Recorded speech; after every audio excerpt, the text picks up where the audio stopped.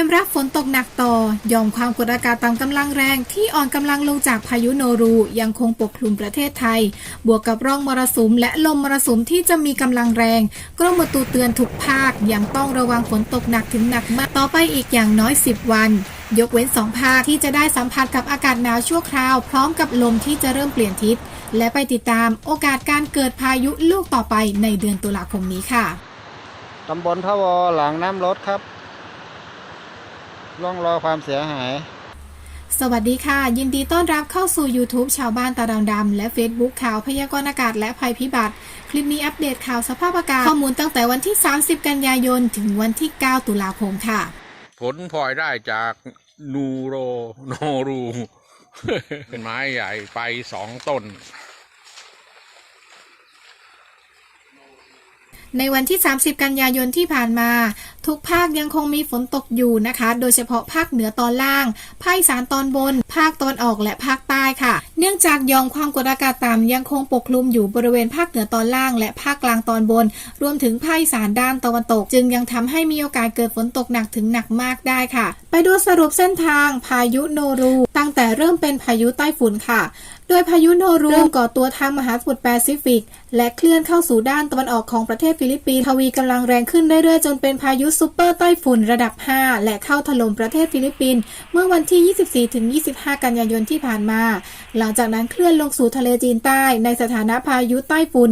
และเคลื่อนเข้าใกล้ชายฝั่งประเทศเวียดนามก็ได้ยกระดับขึ้นเป็นพายุซุปเปอร์ไต้ฝุ่นอีกครั้งและเข้าถล่มประเทศเวียดนามในคืนวันที่27กันยายนหลังจากนั้นในช่วงเช้าวันที่28กันยายนก็ได้เคลื่อนผ่านสปป.ลาวตอนล่างในสถานะพายุใต้ฝุ่นระดับ1ค่ะทำให้หลายเมืองของลาวอย่างเช่นเมืองอัตตปือสารวันได้รับความเสียหายและเกิดน้ำท่วมหนักค่ะหลังจากนั้นพายุได้อ่อนกำลังลงเป็นพายุโซนร้อนก่อนที่จะเคลื่อนเข้าสู่ประเทศไทยบริเวณจังหวัดอุบลราชธานีในช่วงเย็นวันที่28กันยายนและเมื่อเคลื่อนเข้าสู่ประเทศไทยก็ได้อ่อนกำลังลงเป็นพายุดีเพรสชันภายในเวลาไม่นานค่ะโดยในช่วงคืนวันที่28ถึงเช้ามืดวันที่29กันยายนพายุดีเพรสชันได้เคลื่อนจากอุบลราชธานีเข้าอำนาจเจริญเข้ายโสธรในช่วงเช้ามืดและเข้าสู่จังหวัดร้อยเอ็ดในช่วงเช้าวันที่29กันยายนจากนั้นเคลื่อนผ่านจังหวัดมหาสารคามขอนแก่นและมาอ่อนกำลังลงเป็นหย่อมความกดอากาศต่ำกำลังแรงที่จังหวัดชัยภูมิในช่วงค่ำวันที่29กันยายนและเคลื่อนต่อไปยังจังหวัดเพชรบูรณ์ค่ะหลังจากนั้นในช่วงเช้าวันที่30กันยายนก็ได้เคลื่อนต่อมายังจังหวัดพิษณุโลกและสุโขทัยหย่อมความกดอากาศต่ำได้แช่อยู่บริเวณภาคเหนือตอนล่างตลอดทั้งวันเลยค่ะส่วนในเดือนตุลาคมนี้ยังมีโอกาสที่จะเกิดพายุหมุนเขตร้อนขึ้นอีกหรือไม่ก็ต้องตอบว่ายังมีโอกาสที่จะเกิดพายุเคลื่อนลงสู่ทะเลจีนใต้ได้อีกหลายลูกค่ะโดยทางกรมอุตุนิยมวิทยาได้มีการคาดหมายลักษณะอากาศของเดือนตุลาคมไว้ว่ามักจะมีหย่อมความกดอากาศต่ำกำลังแรงหรือพายุหมุนเขตร้อนเคลื่อนตัวบริเวณทะเลจีนใต้แต่ในเดือนตุลาคมนี้จะอยู่บริเวณทะเลจีนใต้ตอนล่างค่ะและมีโอกาสสูงที่จะเคลื่อนตัวเข้าใกล้หรือเคลื่อนตัวผ่านประเทศไทยส่วนทางด้านรองศาสตราจารย์ดร.เสรีสุภราทิตผู้อำนวยการศูนย์การเปลี่ยนแปลงสภาพภูมิอากาศและภัยพิบัติของมหาวิทยาลัยรังสิตได้ให้ข้อมูลไว้ว่าหลังจากนี้ยังมีโอกาสที่จะเกิดหย่อมความกดอากาศต่ำได้อีกเยอะค่ะซึ่งคาดเดาได้ยากว่าหย่อมความกดอากาศต่ำจะพัฒนาเป็นพายุหรือไม่ต้องดูสถานการณ์เป็นรายสัปดาห์ไป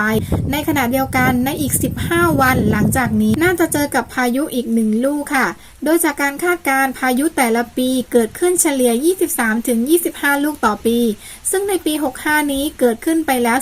15-16 ลูกคาดว่ายังเหลืออีก7ลูกแต่ก็ไม่รู้ว่าจะเข้าไทยหรือไม่ค่ะ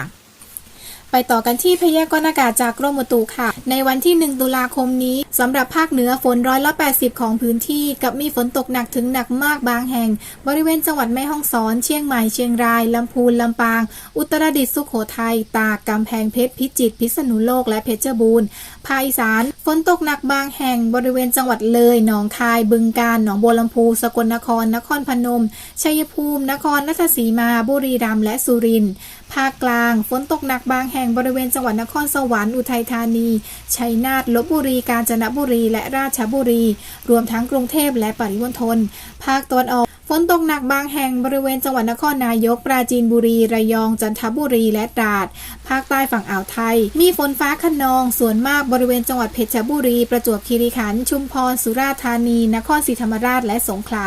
ส่วนฝั่งอันดามันฝนจะเยอะกว่าฝั่งอ่าวไทยค่ะและมีโอกาสเกิดฝนตกหนักบางแห่งบริเวณจังหวัดระนองพังงาภูเก็ตและกระบี่ค่ะส่วนคลื่นลมทะเลอันดามันและอ่าวไทยตอนบนยังคงมีคลื่นสูง 2-3 เมตรอยู่นะคะบริเวณที่มีฝนฟ้าคะนองคลื่นสูงมากกว่า 3 เมตรค่ะสำหรับลักษณะอากาศตั้งแต่วันที่ 1 ไปจนถึงวันที่ 3 ตุลาคม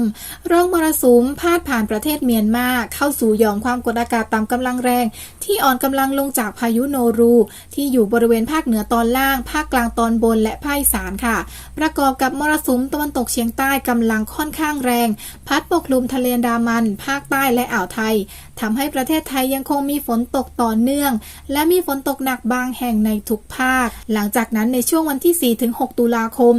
บริเวณความกดอากาศสูงหรือมวลอากาศเย็นจากประเทศจีนจะแผ่ลงมาปกคลุมภาคเหนือภาคอีสานและทะเลจีนใต้ส่งผลทำให้ร่องมรสุมจะเลื่อนต่ำลงมาไปพาดผ่านอยู่บริเวณภาคกลางตอนล่างและภาคตะวันออกในขณะที่มรสุมตะวันตกเฉียงใต้ที่พัดปกคลุมทะเลอันดามันและภาคใต้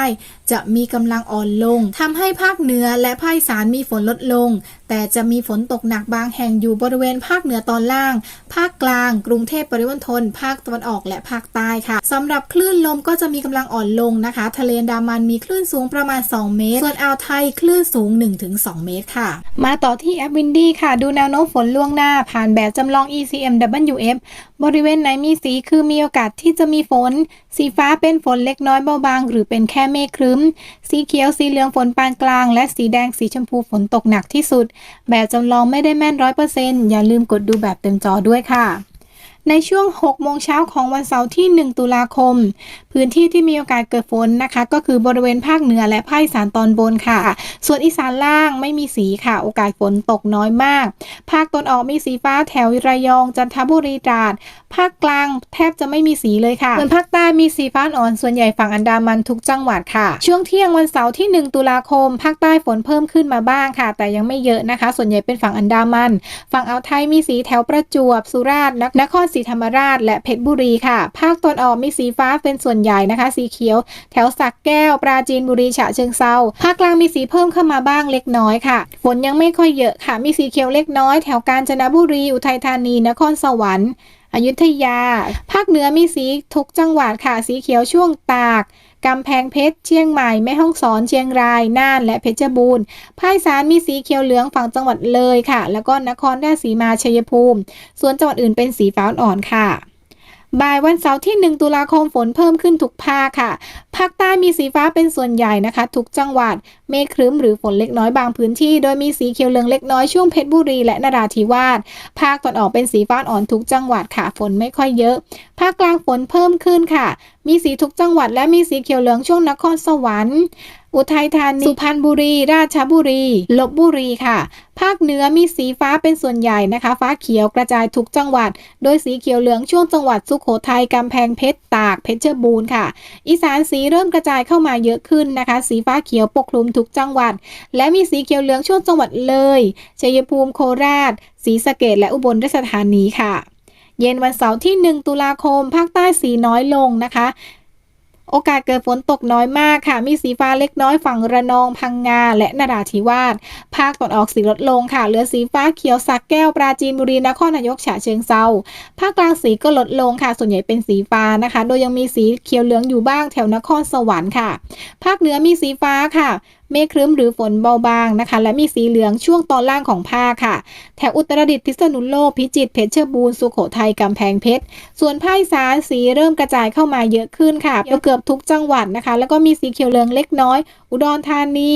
ชัยภูมิโคราชขอนแก่นมหาสารคามร้อยเอ็ดยโสธรศรีสะเกษและอุบลราชธานีค่ะค่ำวันเสาร์ที่ 1 ตุลาคมภาคใต้สียังน้อยอยู่นะคะโอกาสเกิดฝนตกน้อยหรือมีบ้างส่วนใหญ่เป็นฝั่งอันดามันค่ะภาคตะวันออกก็มีแค่สีฟ้านะคะเกือบทุกจังหวัดยกเว้นจังหวัดตราดค่ะภาคกลางสีลดลงเหลือฝั่งอยุธยาฝั่งกรุงเทพปริมณฑลฝั่งกาญจนบุรีนครสวรรค์อุทัยธานีภาคเหนือสียังปกคลุมทุกจังหวัดอยู่นะคะ โดยเฉพาะทางตอนล่างที่ยังคงเป็นสีเขียวเหลืองอยู่ค่ะภาคอีสานสีก็เยอะขึ้นแต่ทางสีเขียวเหลืองจะย้ายไปอยู่ทางตอนบนถึงตอนกลางเป็นส่วนใหญ่นะคะหนองคายเลยหนองบัวลำพูอุดรธานีสกลนครบึงกาฬขอนแก่นกาฬสินธุ์ยโสธรร้อยเอ็ดอุบลค่ะ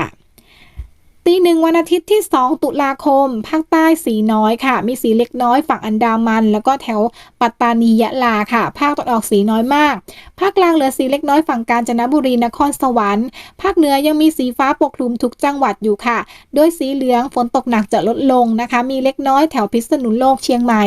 ภาคอีสานสีเบาลงค่ะมีสีฟ้าเขียวเป็นส่วนใหญ่นะคะสีเหลืองเล็กน้อยแถวบึงกาฬสกลนครส่วนอีสานล่างจังหวัดที่ติดชายแดนกัมพูชาไม่ค่อยมีสีค่ะ6 โมงเช้าวันอาทิตย์ที่2ตุลาคมภาคใต้มีสีเพิ่มเข้ามาเล็กน้อยฝั่งระนองพังงาภูเก็ตค่ะภาคตะวันออกมีสีเขียวเหลืองจังหวัดที่ติดทะเลภาคกลางไม่ค่อยมีสีค่ะภาคเหนือสีเบาลงนะคะมีสีฟ้าอ่อนแถวเชียงรายเชียงใหม่ลำพูนลำปางอุตรดิตถ์พิษณุโลกตากค่ะอีสานสีก็เบาลงค่ะมีสีฟ้าส่วนใหญ่ทางตอนบนของภาคแล้วก็ฝั่งกาฬสินธุ์มุกดาหารศรีสะเกษอุบลราชธานีอำนาจเจริญค่ะเที่ยงวันอาทิตย์ที่2ตุลาคมค่ะฝนเพิ่มขึ้นทุกภาคนะคะภาคใต้มีสีทุกจังหวัดและมีสีเขียวเหลืองแถวประจวบสุราษฎร์ธานีพังงากระบี่นครศรีธรรมราชสงขลายะลาปัตตานีนราธิวาสเพชรบุรีประจวบค่ะภาคตะวันออกมีสีส่วนใหญ่แถวจันทบุรีตราดค่ะภาคกลางมีสีเพิ่มเข้ามาบ้างค่ะสีเขียวเหลืองอยู่ฝั่งกาญจนบุรีอุทัยธานีกรุงเทพและราชบุรีภาคเหนือสียังคงปกคลุมอยู่เกือบทุกจังหวัดนะคะโดยเฉพาะฝั่งแม่ฮ่องสอนตากเชียงรายพะเยาแพร่น่านอุตรดิตถ์พิษณุโลกค่ะอีสานมีสีส่วนใหญ่นะคะเป็นสีฟ้าเขียวฝั่งเลยชัยภูมิโคราชและอีสานตอนล่างค่ะบ่ายวันเสาร์ที่2ตุลาคมฝนเพิ่มขึ้นในทุกภาคนะคะแล้วก็มีโอกาสเกิดฝนตกหนักเยอะด้วยค่ะภาคใต้มีสีทุกจังหวัดโดยเฉพาะฝั่งอ่าวไทยนะคะสีเหลืองแดงแถวเพชรบุรีประจวบค่ะสีเขียวเหลืองสุราษฎร์นครพัทลุงสงขลาภาคตะวันออกสีทุกจังหวัดสีเหลืองแถวชลบุรีระยองฉะเชิงเทราสระแก้วภาคกลางสีทุกจังหวัดและสีเหลืองแดงค่อนข้างเยอะค่ะแถวกาญจนบุรีสุพรรณบุรีกรุงเทพปริมณฑลราชบุรีนครปฐมจังหวัดที่ติดทะเลอยุธยาปทุมธานีนครสวรรค์ค่ะภาคเหนือมีสีฟ้าปกคลุมเป็นส่วนใหญ่นะคะทุกจังหวัดสีเขียวเหลืองฝั่งแม่ฮ่องสอนตากสุโขทัยกำแพงเพชรเพชรบูรณ์ภาคอีสานสีเขียวเหลืองส่วนใหญ่ฝั่งตอนออกของภาคค่ะบึงกาฬสกลนครนครพนมมุกดาหารอำนาจเจริญและอุบลราชธานีส่วนจังหวัดอื่นๆของอีสานมีสีฟ้าอ่อนค่ะเย็นวันอาทิตย์ที่2ตุลาคมภาคใต้สีน้อยนะคะมีสีเหลืองช่วงจังหวัดปัตตานียะลาค่ะภาคตะวันออกสีเหลืองช่วงสระแก้วปราจีนบุรีนครนายกฉะเชิงเทราภาคกลางสีเหลืองยังเยอะอยู่นะคะกระจายเกือบทุกจังหวัดภาคเหนือมีสีฟ้าเป็นส่วนใหญ่ค่ะสีเขียวเหลืองทางตอนล่างของภาคอีสานมีสีเขียวเหลืองทางฝั่งตะวันตกของภาคค่ะเลยชัยภูมิโคราชบุรีรัมย์สุรินทร์ศรีสะเกษขอนแก่นและมหาสารคามส่วนทางด้านตอนออกจังหวัดที่ติดกับลาวไม่มีสีค่ะค่ำวันอาทิตย์ที่2ตุลาคมภาคใต้สีน้อยนะคะมีสีฟ้าส่วนใหญ่ฝั่งอันดามันค่ะแล้วก็แถวสุราษฎร์ธานีภาคตะวันออกมีสีฟ้าส่วนใหญ่ค่ะทุกจังหวัดเน้นทางตอนบนของภาคกลางสียังทุกจังหวัดอยู่แต่ว่าสีเหลืองลดลงนะคะพื้นที่ฝนตกก็จะลดลงค่ะมีสีเขียวเหลืองส่วนใหญ่แถวนครสวรรค์ลพบุรีสระบุรีอยุธยาปทุมกรุงเทพปริมณฑลนครปฐมภาคเหนือมีสีเขียวเหลืองส่วนใหญ่ทางตอนล่างของภาคค่ะจังหวัดอื่นเป็นสีฟ้าส่วนอีสานมีสีเขียวเหลืองแถวหนองบัวลำพูขอนแก่นนครราชสีมาบุรีรัมย์สุรินทร์ค่ะจังหวัดอื่นเป็นสีฟ้ายกเว้นทางฝั่งตอนออกของภาคนะคะด้านริมฝั่งโขงไม่ค่อยมีสีค่ะต่อไปดูแนวโน้มฝนคร่าวๆกันค่ะ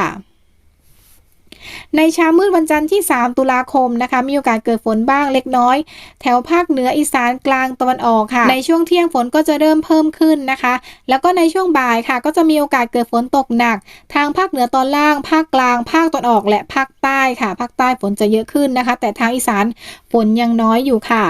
ช่วงค่ำๆดึกๆค่ะกลุ่มฝนตกหนักจะขยับเข้าไปทางภาคอีสานตอนล่างแล้วก็ภาคตะวันออกค่ะเช้ามืดวันอังคารที่4ตุลาคมมีฝนเล็กน้อยบางพื้นที่ของภาคเหนือภาคกลางอีสานล่างภาคใต้ตอนบนค่ะหลังจากนั้นในช่วงบ่ายวันอังคารที่4ตุลาคมฝนเพิ่มขึ้นทุกภาคไทยตอนบน4ภาคส่วนใหญ่เป็นสีฟ้านะคะฝนบางพื้นที่ไม่ค่อยเยอะแต่ที่จะเยอะคือทางภาคใต้ตั้งแต่สุราษฎร์ธานีลงไปมีสีเขียวเหลืองค่อนข้างเยอะค่ะช่วงเย็นช่วงค่ำค่ะกลุ่มฝนตกหนักก็ยังมีอยู่ทางภาคกลางภาคเหนือตอนล่างภาคตะวันออกและอีสานล่างค่ะ เช้ามืดวันพุธที่5ตุลาคมฝนยังน้อยอยู่นะคะมีบ้างทางอีสานล่างค่ะบ่ายวันพุธที่5ตุลาคมฝนจะกลับมาเพิ่มมากขึ้นและมีโอกาสตกหนักเยอะขึ้นนะคะโดยเฉพาะภาคใต้ค่ะภาคอีสานภาคตอนออกค่ะในช่วงเย็นช่วงค่ำค่ะก็มีโอกาสเกิดฝนตกหนักทางอีสานล่างภาคตอนออกและภาคกลางค่ะเช้าวันพฤหัสที่6ตุลาคมมีสีเล็กน้อยทางภาคกลางตอนล่างภาคใต้ตอนบนค่ะหลังจากนั้นในช่วงบ่ายช่วงเย็นฝนเพิ่มขึ้นแต่ไม่ค่อยหนักนะคะมีสีฟ้าเป็นส่วนใหญ่ทางกลางตอนออกอีสานล่างและภาคใต้ค่ะวันศุกร์ที่7ตุลาคมค่ะฝนเริ่มน้อยลงนะคะช่วงเช้าฝนน้อยค่ะช่วงบ่ายก็จะมีแค่สีฟ้าอ่อนเล็กน้อยนะคะส่วนใหญ่ทางภาคกลางตอนล่างภาคตะวันออกแล้วก็ภาคใต้ค่ะวันเสาร์ที่8ตุลาคมช่วงเช้าสีน้อยค่ะฝนน้อยช่วงบ่ายมีฝนเพิ่มเข้ามาบ้างส่วนใหญ่ทางภาคใต้ภาคกลางตะวันออกแล้วก็อีสานล่างค่ะวันอาทิตย์ที่9ตุลาคมช่วงเช้ามีสีเล็กน้อยแถวภาคเหนือค่ะพอช่วงบ่ายช่วงเย็นฝนเพิ่มขึ้นโดยเฉพาะภาคเหนือตอนล่างภาคกลางภาคตอนออกอีสานล่างและภาคใต้ค่ะส่วนช่วงค่ำถึงดึกวันอาทิตย์ที่9ตุลาคมทางอีสานล่างและอีสานบนจะมีฝนเพิ่มขึ้นค่ะ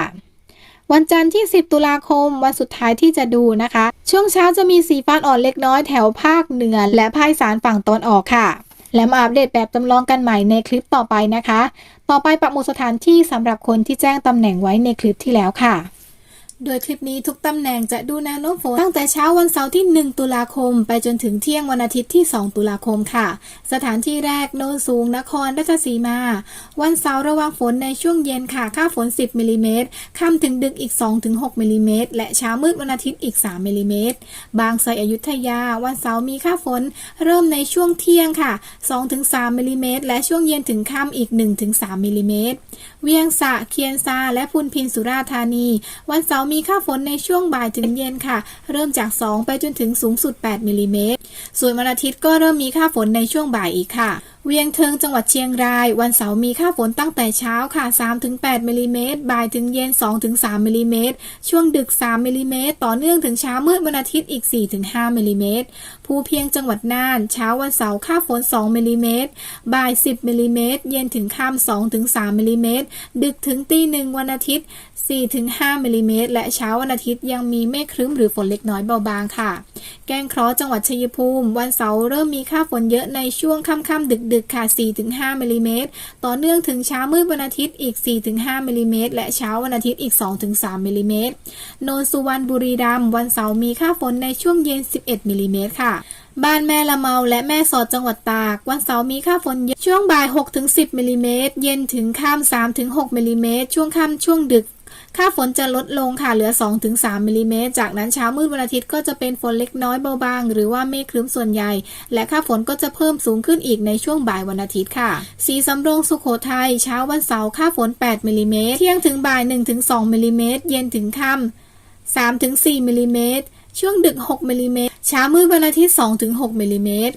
ศรีนรงค์จังหวัดสุรินทร์เย็นวันเสาร์ค่าฝน6มิลลิเมตรช่วงดึก7มิลลิเมตรและเช้าวันอาทิตย์อีก 3-4 มิลลิเมตรเดชอุดมและน้ำยืนอุบลราชธานีวันเสาร์มีค่าฝนเยอะตั้งแต่ช่วงเย็นเป็นต้นไปค่ะ 4-7 มิลลิเมตรช่วงค่ำเพิ่มขึ้นเป็น3ถึงสูงสุด30มิลลิเมตรช่วงดึก5-8 มิลลิเมตรเช้าวันอาทิตย์ 4-6 มิลลิเมตรและบ่ายวันอาทิตย์อีก15มิลลิเมตรบ้านดุงอุดรธานีเช้าวันเสาร์ค่าฝน 3-4 มิลลิเมตรเย็นถึงค่ำ 3-5 มิลลิเมตรช่วงดึก9มิลลิเมตรเช้ามืดวันอาทิตย์ 4-5 มิลลิเมตรขนวนจังหวัดขอนแก่นวันเสาร์ช่วงบ่ายค่าฝนเล็กน้อย 1-2 มิลลิเมตรช่วงค่ำถึงดึกเพิ่มขึ้นเป็น 2-7 มิลลิเมตรและเช้ามืดวันอาทิตย์อีก 1-2 มิลลิเมตรลมสักและบ้านวังโบดจังหวัดเพชรบูรณ์วันเสาร์มีค่าฝนเยอะตั้งแต่ช่วงเย็นเป็นต้นไปค่ะค่าฝน 3-11 มิลลิเมตรช่วงดึกยังมีอีก 1-2 มิลลิเมตรและเช้ามืดวันอาทิตย์ยังมีค่าฝนต่ออีก 2-4 มิลลิเมตรปะทิวจังหวัดชุมพรเช้าวันเสาร์ค่าฝน 2-3 มิลลิเมตรช่วงเย็น 3-4 มิลลิเมตรและบ่ายวันอาทิตย์เริ่มอีก 9 มิลลิเมตรค่ะสีชนนครศรีธรรมราชวันเสาร์โอกาสเกิดฝนตกน้อยค่ะหรือเป็นฝนเล็กน้อยค่าฝน 1-2 มิลลิเมตรช่วงบ่ายวันอาทิตย์มีค่าฝนในช่วงบ่าย 3-4 มิลลิเมตรและอุ่นจังหวัดระนอง เช้าวันเสาร์ค่าฝน 2-3 มิลลิเมตรช่วงเย็น 6 มิลลิเมตรและจะเป็นค่าฝนต่ำๆเมฆครึ้มฝนเบาบางไปจนถึงเช้าวันอาทิตย์ค่ะโดยวันอาทิตย์จะเริ่มมีค่าฝนเยอะขึ้นในช่วงบ่าย 3 มิลลิเมตรอากาศอำนวยจังหวัดสกลนครเช้าวันเสาร์ค่าฝน 2-3 มิลลิเมตรช่วงเย็น 4-5 มิลลิเมตรช่วงดึกถึงเช้ามืดวันอาทิตย์อีก 5-13 มิลลิเมตรและเช้าวันอาทิตย์อีก 2-3 มิลลิเมตรเลิงนกทาจังหวัดยโสธรวันเสาร์เริ่มมีค่าฝนเยอะตั้งแต่ช่วงเย็นไปจนถึงช่วงค่ำค่ะ 3-6 มิลลิเมตรสามงามจังหวัดพิจิตรวันเสาร์เริ่มมีค่าฝนเยอะในช่วงเย็นถึงค่ำค่ะ 8 มิลลิเมตรช่วงดึกอีก 8 มิลลิเมตรเช้ามืดวันอาทิตย์ 7-14 มิลลิเมตรเช้า 4-5 มิลลิเมตรใครที่อยากให้ปักหมุดสถานที่ดูแนวโน้มฝนแจ้งชื่อตำบลอำเภอจังหวัดพร้อมด้วยคำว่าปักหมุดแจ้งไว้ที่คอมเมนต์เลยค่ะขอบคุณทุกท่านที่รับชมคลิปนี้แล้วเจอกันใหม่คลิปต่อไปสวัสดีค่ะ